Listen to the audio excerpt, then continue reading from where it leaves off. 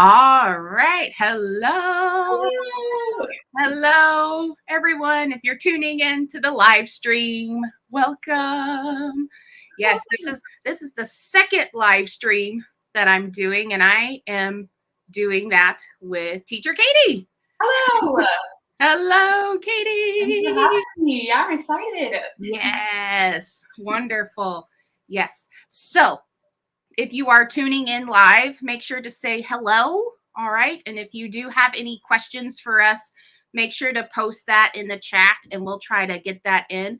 Try to get that answered in during the live. I do also have other questions that we had already kind of talked about ahead of time for that live. So we're going to be answering that as well.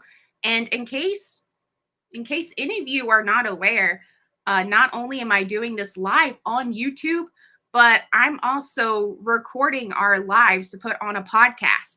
So maybe you're not able to actually visually watch the YouTube live. So I put it on a podcast called Anchor. And that's where my podcast is going to be. That's where my first podcast is at. And that's where this podcast is going to be at too. It's a free podcasting download system. You can find the podcasts on there. I've been loving it so far because there's not a limit on like how many podcasts you can put on there. So completely free. So I would look into that. So yeah.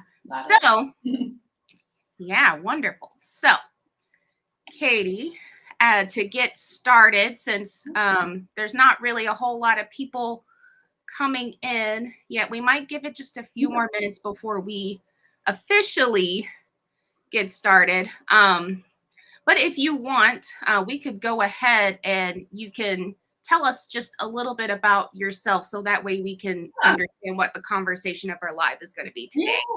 Yeah. Perfect. Yeah, sure. So my name's Katie Geddes. I tell the kids it rhymes with lettuce, but most of them call me Miss G. I am an online music studio owner and also teacher coach. So how I kind of got there was I have always wanted to be a music teacher. It's always been my passion. Well, music was my passion, but also helping others and working with people. And so I knew that just seemed like an obvious, perfect combination of the two. And I used to teach, that's what I studied in school. And I used to teach elementary music in like a public school setting, which I loved dearly. I have like never felt more fulfilled than right then. Like those first couple years, it was crazy, a whirlwind. I only did it for about a year and a half, technically, in my own classroom, but I loved it so much. But I left that job because I have a really big passion for travel and I'd always wanted to live abroad. So I decided to quit my job and I left everything behind and I moved to Prague in the Czech Republic for a year and then backpacked around Southeast Asia for 4 months after that. So I like just needed to get away and like do my thing. But I'm passionate about like location independence and being able to live wherever, I want to, whenever I want to. And yeah, so I did that for about a year and a half, but I had like completely lost my professional purpose. So I decided to come back to the States and I got a job as like a substitute elementary music teacher. I was so excited and I worked for 3 weeks and then the pandemic happened. And so I was at a loss. I know the woman was on maternity leave. So of course it was like, we're working from home. Like, hey, can I have my job back? And I was like, cool. So I was like, what do I do? And I knew that I wanted to teach music. I knew that I wanted to work with kids. But I also knew I wanted to have location independence and travel whenever I wanted, and make enough money to do that. And also live in New York City, which is like, seems like an impossible dream, but I was like, yeah. But then I discovered Outschool in like the summer of 2020 during, mid-pandemic. And that was really a love of Outschool also. And yeah, I got started right away. I applied like as soon as I found out about it. And I worked like crazy those first 3 months. I made nearly $24,000 and I worked with over 500 students online, which was such a whirlwind. And now we've expanded to become a music studio. So I have 3 other teachers that work along with me. It's called Mini Musician Studios, and also coach other teachers to teach music online too. Yeah, excellent. So I will make sure at the final edit like of our live, if you want to share with me your links, I'll put those in my description box Oh, for of the course. video. So that way, the viewers and listeners can check out Katie, because Perfect. sounds like what she's doing is awesome. Oh, thanks. So yeah, I'm inspired by Aw.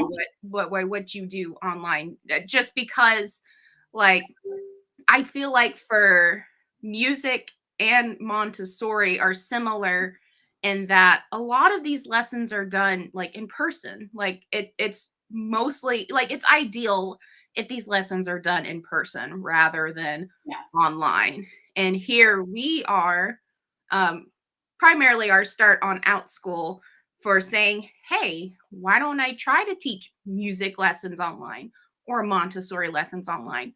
What's the worst that could happen?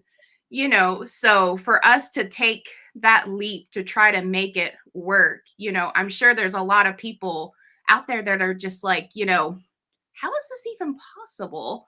Right. How are you able to do this online? Like, so you may have touched on this like a little bit already, but I'm gonna ask, like, what actually made you interested in teaching music lessons, like specifically Yeah. online?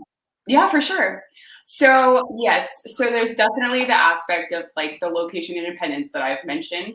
That was like a big part of me wanting to work online in general.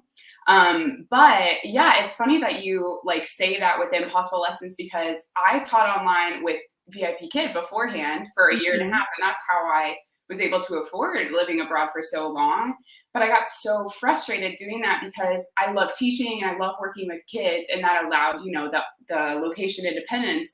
But my real passion was teaching music, and so I would have loved to combine the two from the get go. But I, like you said, thought it was impossible. Like I just thought, how would you ever do that? Like, how is that even, how would we be capable of teaching, good quality lessons in an online setting? When, usually like I teach mostly guitar and ukulele, like most teachers like physically move people's fingers and like tell them where they, stuff like that. So Right. just, I thought it would be an impossible dream, basically. But then, just finally got it started learning more about the online world and realized that other people were doing so through like YouTube. There's tons of like music tutorials on YouTube. And I was like, you know what? I can do this, like I'm gonna make this happen because I really didn't want to give up that freedom that I had found with VIP Kid. But I just wanted to add what I was actually passionate about teaching into the mix along with it. If that makes sense. Yeah. I feel like, just personally, like, because I was in the brick and mortar Montessori school setting for about 3 years. And then it just, of course, just the expectations and the logistics of like a brick and mortar school sometimes just get the best of you. And you're like, is Mhm. this really worth it? Like, Oh is it yeah. really truly worth it? Like at the end of the day.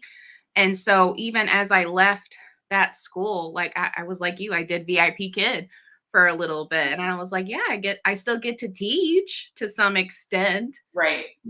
but it was still just like, I don't know, I wish there was a way I could do like Montessori stuff, Right. in the mix as opposed to just teaching ESL. And I mean, it's a nice benefit, for what VIP Kid had. I think Right. today was actually the last day Oh, for no. So the crazy. actual like original, um like teaching children from China Right. online, because now they're Mhm. doing their whole global platform, which Yeah.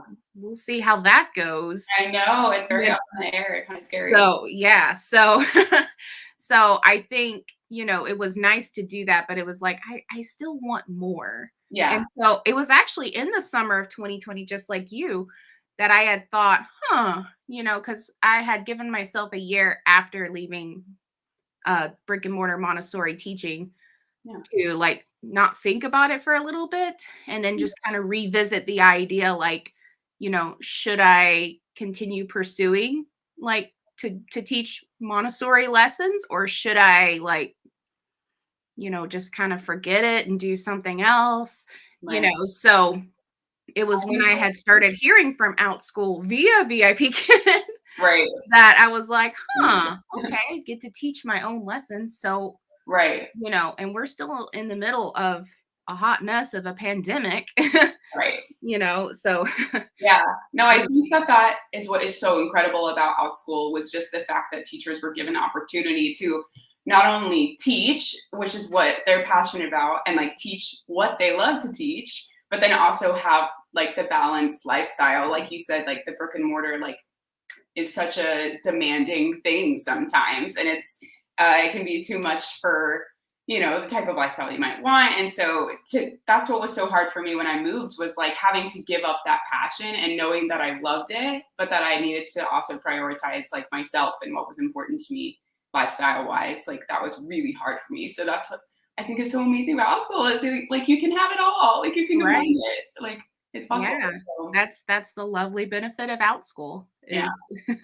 is is really truly teaching what you're passionate about, and setting your own rate and setting what times you want to be available. Like there really is so much freedom. I feel like that's why so many teachers end up doing it as like their full-time job, Mm-hmm. because of that possibility opening up, and that we still are able to make special connections with these Yeah, students even if it's online.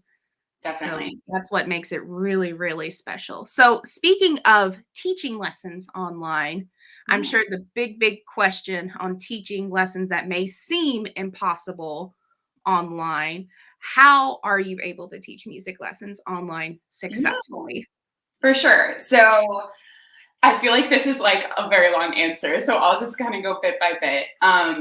So yes, there is definitely a difficult aspect to the online situation because, like Right. I said, for most music lessons, and you have a music background, right? Like Yes, I do. with in-person lessons, like there's a lot of hands-on that goes with working with a tutor or a private teacher. So here are just like some of the ways that I go about it to kind of work around that. So the first one is just using the correct language from the start. So like when I was learning, I learned these things, but it wasn't that important for me back then when I was learning the guitar, the ukulele, but just implementing the right kind of verbiage in order to explain how to do something so that the students can kind of independently, figure out just based on what you said, how to do something. So like, for example, with me, I focus a lot in the beginning on talking about like your finger numbers and your string numbers and the fret numbers. So I could tell a 7-year-old student, use finger 3 on string 1 on fret 3, right? And then just really knowing how to describe in depth, what kind of approach they should use as well. Like you need Right. to use the tip of your finger, bend the first, knuckle in your finger, squeeze and put your finger behind, like just knowing exactly how to like clearly explain something. Yeah. Yeah, I think is very important. And yeah, just knowing from the get-go, explaining what you're saying, like so that they're on the same page as you. So yeah, I think that's very important. I don't know if that is like similar in Montessori or not. Yeah, no, I agree with that because, I feel like especially when I do one-on-one lessons with Montessori works, Right. like there is that advantage because since Montessori is child-led, that That's really all I do is just sit back and go, "Okay, do this," but I can't true. simply just say, "Do this." Like Mhm. I have to be careful with my verbiage too and Yeah. go, "Pick up the card carefully that has the pig on it," or, Yeah. something similar, Exactly. that, Yeah. or find, so Yeah. whatever work it is. Majority of my private students have actually been doing reading. Okay. So it's not as I guess it's not as verbiage as Right. It's what not would like be, exactly. but a lot of times if it's just like if they are still sounding out a word, Mhm. while they're reading, then it's just like, oh, pause, and Yeah. then I guide them along on that. Yeah. So, Makes sense. but especially for like specific lessons, I would have to use careful verbiage so that way they Yeah. understand what to do too, which for some Montessorians, that might be like gray line stuff because a lot of works they're just like, well, use less words. And it's like, well, I can't really do that because, Right. like if it's online, like I kind of have to explain like some things with words because otherwise, like the kids are not going to be staring at the screen and watching me Right. preaching a lesson. As much as we would love to have them have that concentration, like unless there's a TV show like in the background, like they're not going to be staring at the screen. So I think another thing for Montessori, I have created like a drag and drop activity Right. for Yeah. some of the works because I'm just like, they probably are not able to afford these materials. Similar to musical instruments, Montessori materials are expensive, so unless you're able to get a great resource like on Teachers Pay Teachers, but even then it's just like, oh, how do I use that? So I think for like the drag and drop, it creates that interactivity for the Yes. learner on the other side. And they're like, oh, here's the work. This is what this teacher means for the pink series or the blue series. And, and I created it where it was like a virtual rug, like with the work and, and it's controlled so they don't change pictures or, anything like that. But it just gives them a chance to practice it in some way where they would have done it, in person. Yeah, I agree. That was the next thing I was going to say is that a lot of just visual materials, I don't necessarily do a lot of drag and drop. And maybe that's just because I'm lazy because I'm like, whatever, what I've done works, so whatever. But I will always have slides. Like, even, like I've started adding in like workbooks and stuff like that, which I'll get into later. But I always have some sort of slide beforehand. So like if there's a specific song or something that the student wants to do, we won't do it that day usually. I'll be like, okay, great, I'll get the resources together and we'll learn it next time. But I always having some sort of visual that really, really maps out, how to do something, whether that's like finger picking. I have so many like little graphs and stuff that they look at while they're doing it. So not only like the auditory learning, like, what kind of learner they might be, but also having the visual in front of them.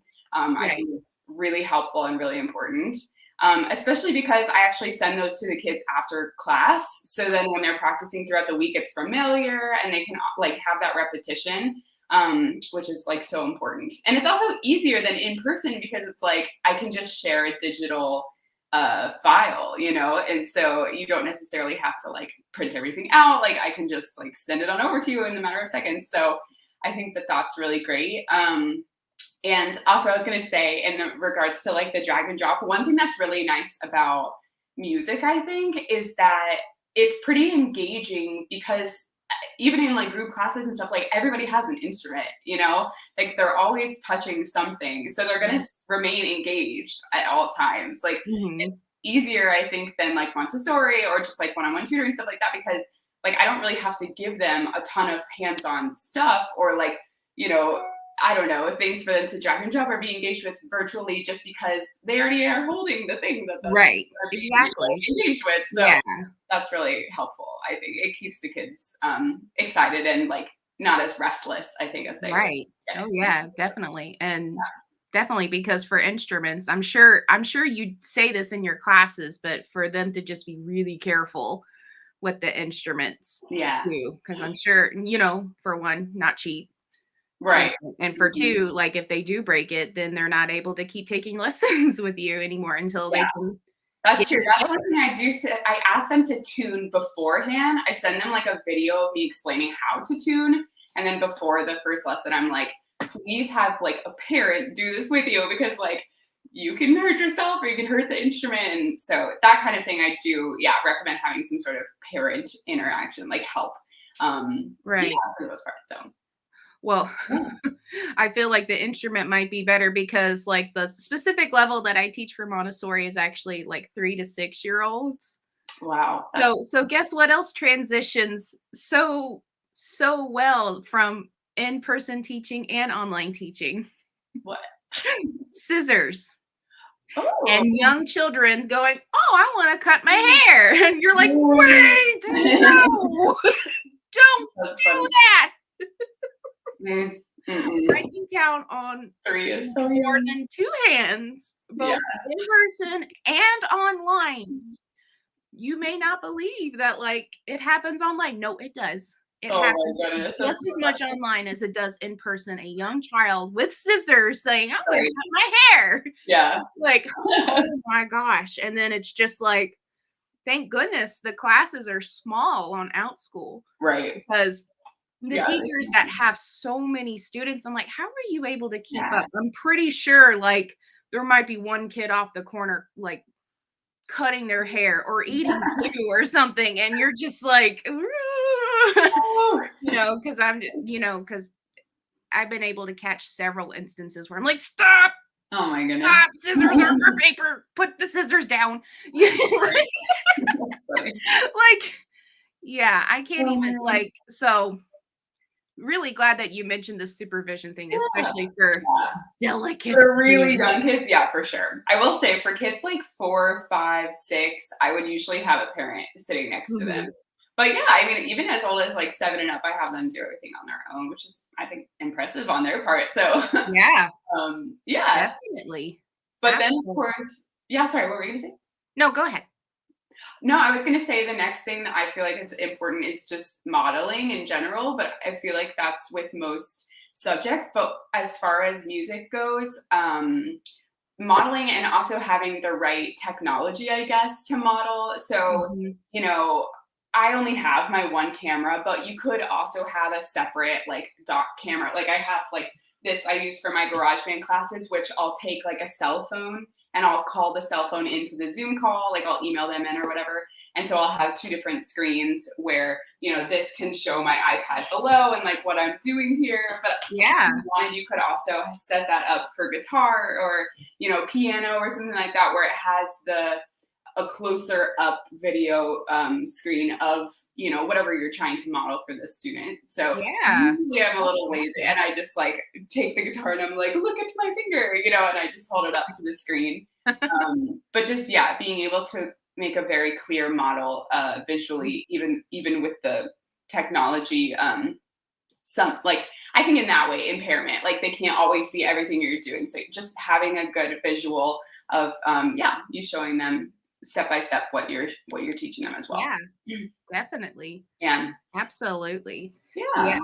So, yeah, just a side note, like for listeners and viewers, like I know I talk a lot like on my channels and on my videos like Montessori lessons, but before I was a Montessori teacher, I went to college for music. So, studying music just like Katie. So that's why like when we were talking about all those music terms, like I understood what she meant and was like pretty yeah, fluid in like the music language. So yeah. in case anybody didn't know that I went to college for music, like I did. So Oh, good times. yes, yes, and I was Squidward. I was a clarinet major. So for Aw. all of you joking out there, like when I say I played clarinet and they're like Squidward, and I'm just like, well, I feel like I'm at least above Right. mediocre level. I Yeah. think. You have some more skills there than him. So yes, yes, yes, That's funny. yes. So, but Yes. I also did vocal lessons too when I was in Oh, college. really? So that's why, like, especially like in my circle time classes, I love to do like songs and like Yes. singing Oh, with the yeah. kids, and even doing just some of the songs that I did even like in music, in like music education classes. And I'm just like, Yeah. this could be good for even a Montessori circle time. For sure. So I I love feel like that's actually incorporating music. that's a really nice addition for Montessori because Mhm. I don't know, that's a very experience-based learning tool is music and yeah, it can be really good for the classroom. Yeah, it's funny you say that actually when I was living in Prague, I taught English, but the school that I taught at was very kind of similar to Montessori. I know Montessori is very like child-based, but it's very like hands-on too, right? Mhm. Yes. Like Yes. experience. Yeah. Uh-huh. So we did similar stuff, and I was singing all the time. I was like, I know I'm not teaching music, but I feel like I sing all day in these like English lessons. But Mhm. yeah, it can be very Yeah, helpful. definitely. It's an upper hand. Like, and that's where I feel like like even for Montessori somehow, like we all still came together, even though we were all in like we did different things like for our bachelor's degree. Like there was one teacher I was in training with, she was an English teacher. Yeah. And then another one that I think she did psychology, I Nice. I believe. So like we were all coming in from different, perspectives. And Yeah. even for Montessori lessons, there is a special area like in a typical brick and mortar classroom where there's like a music shelf. And Oh, like the main thing for Montessori and music are like the bells, which are tuned to like the piano. okay. And they're really pretty and they're really, Yeah. so, and I mean, and it so and there's lessons to teach them how to read like piano notes. Oh, And so it's just like, yeah, like that's so cool. it wasn't until the very end of my training that we got to music though. So Mm. I was just like, okay, I gotta wait until basically lunch time to even Right. be Yeah, my time to shine. certified to start having fun. That's funny. So, Exactly. You have fun all day. It's great. No, all yes, teaching's fun. yes. Yeah. So my next question that I have is basically going to be, what do you think the future holds for us teachers wanting to teach, lessons that would be impossible? What do you think that holds for us? Yeah, I mean, I think that online education is not going anywhere and it's Mhm. only continuing to grow. And as far as like people thinking of it, if maybe they think it's impossible, lessons right now, but I think that that is going to become less and less the thought or the mindset just Mhm. because, more and more teachers are taking advantage of online platforms like this and Mhm. are proving that it's possible. So I Yeah. guess I just think maybe that mindset shift will happen more and more with understanding that this is possible and like take advantage of it. Like go ahead and get your own foot in the door and try it out, and you'll see. Like I thought that was impossible too in the beginning, and now I've built like my whole career off of it. Like it's very, very much possible, Yeah. and I would never believe that anymore. But yeah, I think that online education is only going to continue to grow. More and more kids are going to be interested in the opportunities and the how convenient it is, and there's a lot of benefits to online versus in person too that I think will become more and more important, and like families will start to appreciate even more. Yeah, as they become more normalized, for Yeah, sure. definitely. And I still kind of stay in tune with the public school teaching world. Mm. Yeah, And my heart breaks for those teachers yeah. right now. And especially like when subs are getting paid more Oh my than gosh. the actual teachers, like that's gotta be like I don't want to say dehumanizing, but like it almost kind of is because it's like, wow, you're willing to pay subs more for just being in the classroom than you are the teachers that are actually trying to grow and Right. build these future Yeah. leaders of the world? Like that's a For little sure. scary. Yeah, I And totally agree. I have so many friends like in the public education world, and I've just seen, not all of them, like some of them will stick with it, but through the pandemic, them dropping and dropping and dropping like flies and like realizing, and if they haven't, of course, they've expressed how hard this past year and a half, especially, has been. Like, I cannot even imagine being a public school teacher in the last year and a half. I right, can't, yeah. So the can't first live that I did was with Kristen, and imagine. she was actually a music teacher too, but she Yeah. does music and YouTube Right. classes. So, Cool. but she was kind of sharing her experiences too, like in the classroom, how she just kind of felt like it was just beginning to be too much. And with pandemic teaching and the way schools kind of do online learning is maybe the reason why some parents kind of turn away from the idea of online Right. learning to begin with, because it's just like, oh my goodness, I have to do so much Oh, yeah. for my They were kids' not schooling. prepared. So Yeah.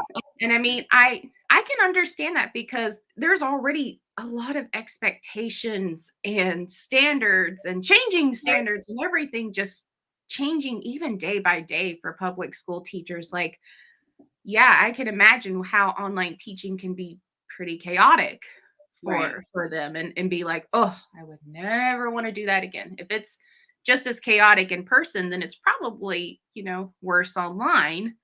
Right. So, and I think for us, where we teach on Outschool, we try to view online teaching as a positive light. And I think it Yes. is because we don't have administrative restrictions or we don't have standards to follow. I mean, we have standards, but we have our own standards Yeah. that we follow and not someone else's. So Yeah. that's where the freedom comes in. And that's where parents, and students see like, wow, she really knows her stuff. She's really passionate Right. about this content. Like, let's stick with her.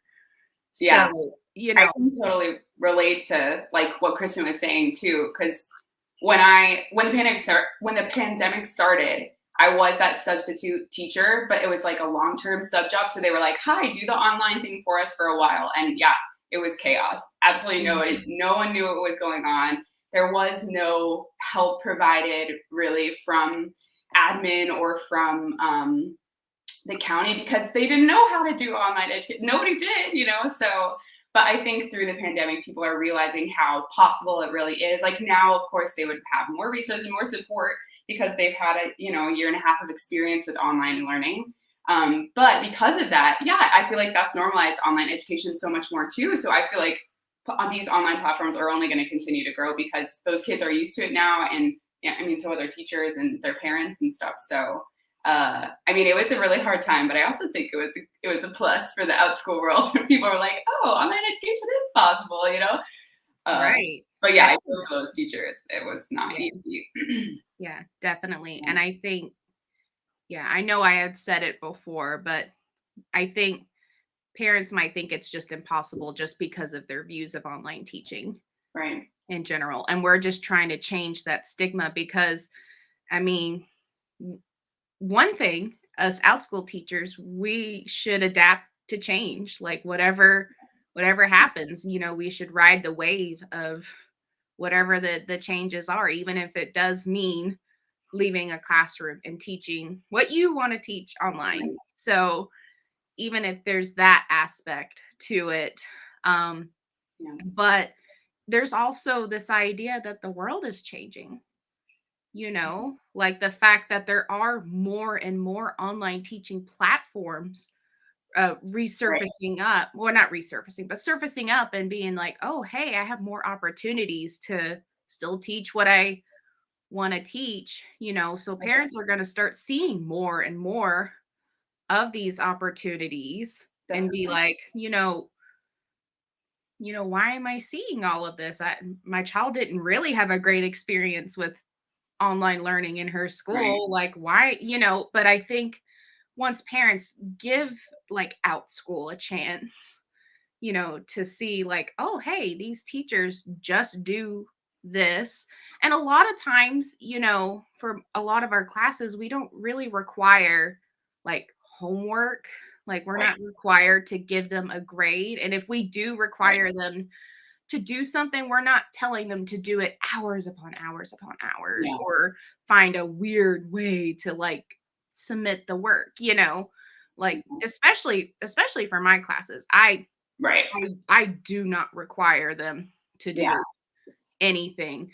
And even for like my flex classes, I know we have to put in so much Right. information and expect them to do so much, even though the parents are just like, I just want the video. Right. I Just want know. the video. I It's know. okay. It's so And so that's frustrating because I'm just like, yeah. well, I would only just give you the video if it Right. Yeah. wasn't for Outschool I being like, you need to do this and this and this and this, for for flex classes. I would just totally give you the video and you just watch it as you please, yeah. I would. So Yeah. I think once parents give that online learning chance, like they'll Yeah. probably be like, oh, so it is actually possible. We don't have to turn in these work, we don't have Yeah. to turn in these assignments. This is just a fun way for my kid to learn, you Right, know, exactly. about the planets or about Yeah, or about the ukulele or right. oh, question. Do you say ukulele or ukulele? It's supposed to be ukulele. I mean, that's how you would pronounce it, like, in Hawaii. Mhm. But I think people have normalized the pronunciation ukulele quite a lot, Mhm. so I know, because I always interchange because I'm just like, I want to say ukulele because it's that's ukulele, technically but correct. but people say ukulele, and I'm just like, Yeah, "Ugh," maybe it's just me being right. weird about it, but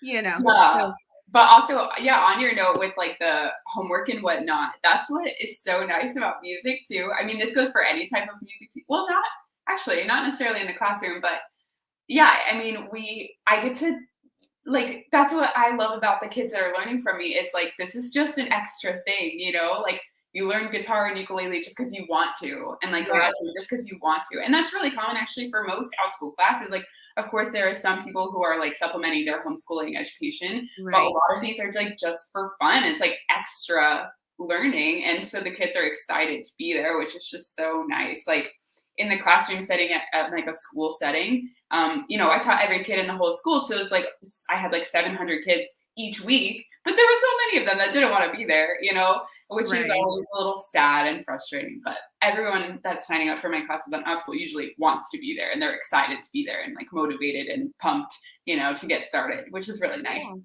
Absolutely. I mean, if online like learning courses are there for adults, now, then we're essentially building up the kids that we're teaching online now how to do that. How it's okay to search for these things to grow your learning. Like Right. we're human, we have to change. So Yeah. I think that's we're normalizing that because we're seeing that as adults that we could take courses from Skillshare or Yeah. Udemy, I love it. those adult online teaching platforms, Right. and Outschool is sort of like the gateway to Udemy or Skillshare for like the Right. things that they may actually need for like their careers, Yeah. And it's just getting them, I feel like it gets them excited to learn, like, Mhm. yeah, which is so nice. Like, I wish I had had that when I was a kid. I wish I could have taken songwriting classes and garage band classes. Like, oh, Exactly. I agree because I think, because I had just gone to school, and I mean, I did band in middle school, and I think that's what kept me going was mhm. doing band and choir and all that jazz, but to be able because I had other interests other than music at the time because, especially when you're a teenager and you're like, who am I? What am I going to go to college for? Do I really want to go for music or do I want to try to get something sustainable? So, like I knew I was interested in French and I was interested in like English and creative writing at the time, which funny because now I'm actually like for like after Montessori training, I'm all like on the math and the science side Mhm. of things. So I'm just like, "Huh, that's such a weird perspective change." Because in high school, I would have nothing to do with science and math, and here I am. I'm like, "I'm excited to teach math lessons." Yeah, that's funny. I've always loved math. I'm a math person. I'm So, a big fan. well, I think it's just because I had struggled with math as a child, and it really wasn't until I did Montessori training and it was Aw, lessons in a concrete way that I was like, "Oh, that's how you do dynamic subtraction. That's why it works that way," because yeah. I could go on a whole spiel Yeah, on, I get it. my struggles with long division and dynamic subtraction as a child, but I'm not. So, just know, as long as it's done in the Montessori way, we can have fun. So, Um, that's Also, I wanted to say in regards to the question before this about like how to do online learning with music, I forgot to mention the fact that with like group classes, it's very different than like a one-on-one setting. And so yes. just like a quick spiel of how to make that work because it Yeah. seems kind of foreign. But in a one-on-one setting, of course, they're like unmuted and we work, one-on-one and I let them play and whatnot. But in a group class, I actually keep my students muted like the whole time. because Zoom, has its, things, and it gets very Yes. echoey, and it's also very distracting. And so all the students stay muted, and then we go through the slides together, and I model and I, explain and whatnot. And then we always just stop and check for understanding. We do like a thumbs up, middle, down, or like a scale of 1 to 5. How are you feeling? And every once in a while, we'll stop and I'll unmute them and check certain things like a new chord, or, if they want a chance to perform a song, then they have that too. Or if they have a specific question, we'll always stop and let them ask. But for the most part, those kiddos stay muted and they just follow along as we go through the lesson together. And it's a lot of me just modeling and showing, and but also supplementing with like resources like the slides, but also I've started doing like workbooks on Canva and stuff like that, and providing those for the kiddos. Yeah. It's very Canva. self-driven. So I love this is that. Canva. And I know I've made several videos about Canva, and even in my regular like YouTube channel, I'm over here like Canva, Canva, Canva, Canva. Get Canva. Yes. I feel like all online teachers, are just obsessed with it because it's the best. It's the best thing ever. I love it. And then if you got an online business, Right. like what we do, like we rely on the beautiful templates that Canva has to offer. And being like, oh yeah, I would have not been able to do that on my own. I would have never thought to add this and this and this and make it look like this and beautiful. Like, so Canva is great for that. So, and I think even for us online teachers, we have Canva because we're able to create things like workbooks that are just from us that we can give to our students. So, I mean, and Canva was the only way that I was able to do the drag and drop feature too, because like I can't do Google Drive to save my life. Or at least not really well, because especially, for the younger Montessori classes, we don't have computers or tablets, because it's not the premise. So it's just like we didn't have to worry too much about having to upload slides or anything like that. Our biggest concern was replenishing materials and making sure we had clean clothes for children that decided to wet themselves for the third time that day. That was our concern, and not how to use Google Drives for, certain lessons. So that was sort of a handicap I had to give myself at first when exploring with Canva and being like, oh yeah, so I didn't have to worry about that in brick and mortar teaching, just because of the level of students that we were teaching at the time, and how screens were almost like forbidden. I know. There had been several occasions that we had that me or my co-teacher would pull up our phones and listen to Dr. Jean songs. We didn't do a whole lot of like Cuckoo Kangaroo or anything like that. I did a lot of Cuckoo Kangaroo for the summer camps at Montessori school. So I did a lot of Cuckoo Kangaroo because it was like moving your body and having lots of fun. So to do that. But in terms of like the regular standard classroom, it was a lot of Dr. Jean stuff going on. So that was probably the most technology that we would expose kids to, because I mean we didn't have like movie days or anything like that. Like even just extra 10 minutes of outside time was a great day for them, so all right. So you probably have touched on this question. This is one of my last few questions. Do you think more learners will take music lessons online in the future? Yeah, I mean, I hope so. I'm just kidding. Yeah, I definitely think so. I do. I think it's becoming, as we've talked about already, much more normalized. But also, I think that there are benefits to the online setting compared to the instead of the in-person setting too. Like, I think I actually just did a post about this the other day. I think one of them, first of all, is like internationalism. The fact that you can work with any teacher or any student from anywhere in the world, I think is so cool. The opportunity to I don't know, like have students who live in Europe or live in Asia, I think is amazing. Um, Yes. and I mean, the same thing for them. Like I have students who specifically wanted an American guitar teacher, so and Hmm. that's what they went for. But also just the convenience. Like people are busy and people like especially parents like who want the best for their kiddos, but maybe they have multiple kids or they have, just too much going on. The convenience of not having to drive all the way to a music studio to, Right. start their music lesson and back. Like my poor mother did that for me, drove 30 minutes away Right. for my Like 30-minute lesson once a week. my parents did the same. Yeah, and so it's just so much easier to just turn the computer on, and give it a try. So I think the convenience factor there is really incredible, and also the repetition, like Outschool, as you know, like records every single lesson, and the fact that you're able, I mean, in college, I would voice record my lessons, and so I could go back that way. But I just feel like the video aspect is so nice that they could go Yes. back and watch the entire lesson multiple times, practice along with you, stuff like that is so Yeah. helpful for their learning. And I actually see more progress with my like online kids than I have in the past with my in-person kids because they're able to use all of those digital resources to Yeah. really, if they're a self-starter, like really go for it. Yeah. And it's readily available and they Yeah, can go back to it as many times as they want.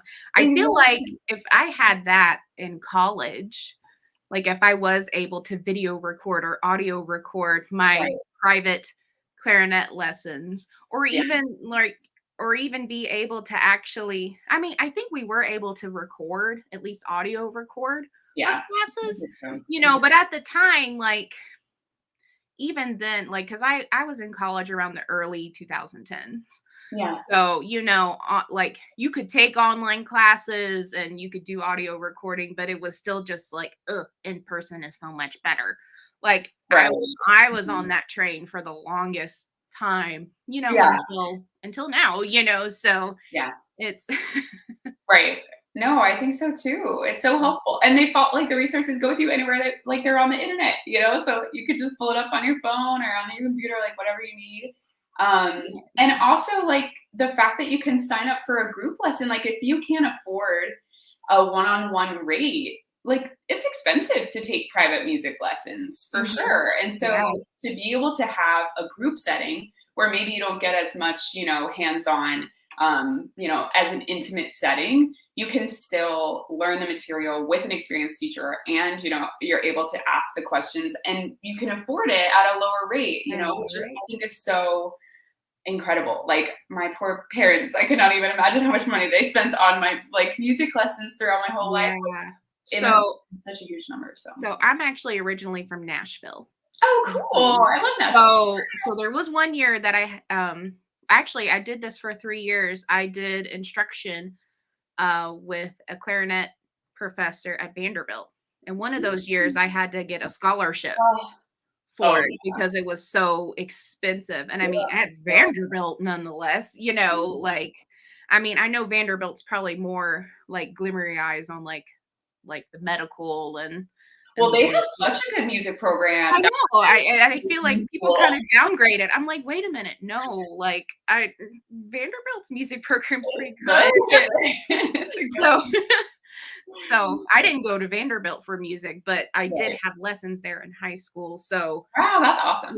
but even then, like the scholarship kind of helped, Yeah, feed, fill in that gap, for my right, parents to like not have to pay so much, right. for my clarinet lessons at the time. Yeah, And yeah, it makes it so much so more accessible. Like, yeah, it's just really cool. so yes. And And then for you talk, specialized too. Sorry, I yeah, feel like it's like on the same thing. Like when I was a kid, I was like writing my own songs and like recording them with Audacity. I didn't know how to use Audacity. Like I would have loved to have found some sort of community that did similar things. And that's just not going to happen with like your next door neighbor, like the fact that there are online communities for kids who have such specialized passions and interests, like right, is incredible. Like you're just not, it's not as common to find that in an in-person setting. Like it's possible, but I just think it's, right. yeah, much more common. And And the fact so that they have that is awesome. So I do have a couple of music classes on Outschool. I think I had shared that with you Oh before. yeah, you have a Google. Yeah. So, I mean, I had been debated if I want to do like clarinet lessons on there. Why Um, not? but my clarinet actually, one of the pads fell off, so it actually needs to be Oh, repaired. yeah. Because I had done a gig in Christmas of 2019, and it was like literally right after we had performed that the pad Oh, decided to just fall off, and I'm just like, oh. oh man. And this was We have before I realized there was a pandemic going to happen. So I was right. like, okay, well, I'm going to have to get Okay. this repaired before our next gig. Right. And then the pandemic happened. And then I'm just like, it was probably just a one-time thing. It's okay. Right. Like, so, I mean, that's going to have to just be something that I'm going to have to put a priority on. But what I was going to say, I teach a Chrome Music Lab class because I know there are kids. I mean, at least in the American school systems, I don't know if any other countries are familiar with Chrome Music Lab, but I at least know in America, there are lots of children that use Chrome Music Lab in their like standard, music classes. For sure. And so I only have one faithful kid that I see every Aw. week because he loves Chrome Music Lab and he loves playing around with those fun computer features Yeah, on there. But definitely. he loves coming on every week, and he's just like, let's learn how to write this TikTok song. Aw. And Yeah, so I mean, like, it's such a gift. yeah, Like, where would you have found that if not online, you know? exactly. That's what I'm saying. I was like, I know there is no one in my neighborhood who would even know like what Chrome Music Lab is. Yeah. Be like, what is that? You know? Right. Like such specialized lessons too, with such great qualified teachers. Like Mhm. just amazing. Like Yes. I think there's So, nothing that can and replace then the other thing for the international reach. So I'm actually that. teaching a little girl who lives in Italy, Oh, cool. living in Italy, how to read. Aw. And so, Wow, yes. that's neat. So I mean, I think she already knows English, but she's like Right. bilingual. So she's like, Right. so she's well, I don't think she was originally Italian, but I think Okay. it's her native language and then English, and then she's having to learn Italian too. Okay. So I'm just like, wow, but just the sheer fact that I can pick up one of the books that we're working on and we can practice reading that way. And it's just like, I Like can actually teach a kid how to read online. What? Like that's a crazy concept. Hey, like that is so cool. Yeah. So Blows my mind. the world is our oyster Yes, in agreed. terms of what we can teach. And I think there probably just needs to be better, like we just need to find a way to like show that to people and Right. realize that like this actually can be really, really beneficial Yeah. for your kid. And it's in a low pressure setting, and it's because they want to do it, rather than they feel like they have to do it. Right. And so, and I mean, you were talking about one-on-one lessons being kind of expensive. I Right. mean, that's sort of another reason why I wanted to do Montessori online, because maybe there are a lot of parents out there that love the concept of Montessori and wanting to do Montessori online and in their homes, but materials are expensive. You would think the pink tower, which are just like pink blocks, 10 pink blocks that that go from biggest to smallest, you would think that would not be very expensive, but it is. It's like a $70 tower, even more, Oh my gosh. so it's just like parents are like, what the heck, I'm not spending $70 for 10 blocks. Right. Definitely.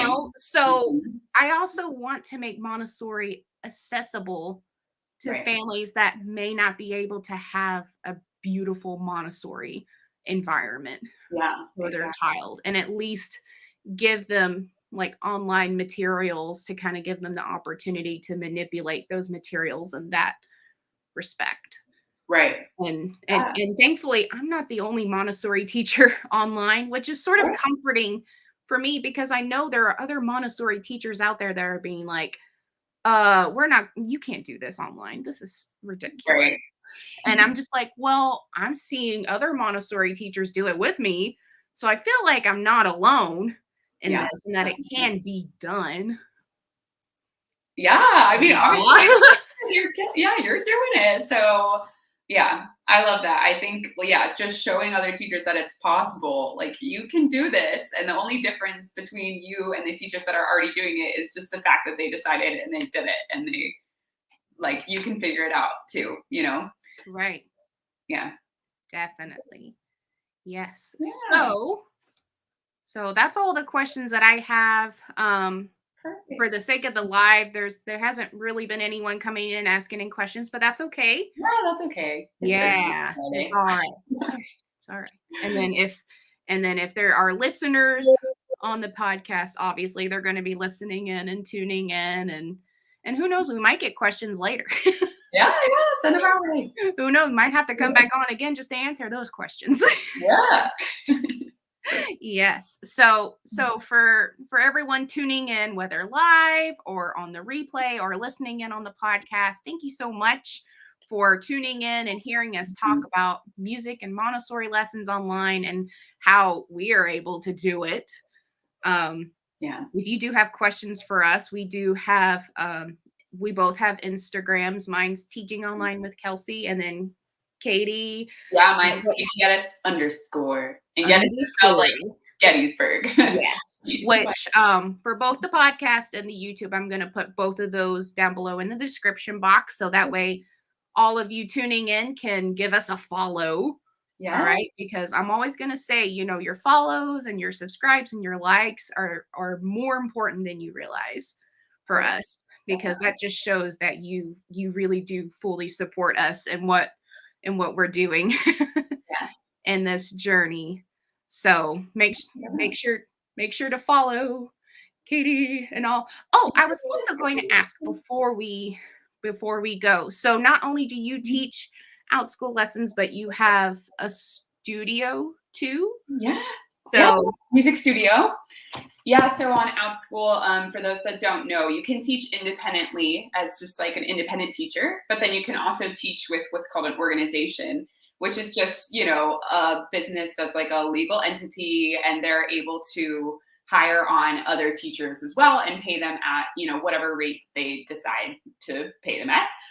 And yeah, so I've done that, and I've hired on 3 other teachers. And 2 of them were like friends from college. So I know that like they went through the same music education program as me, and I trust them with my life.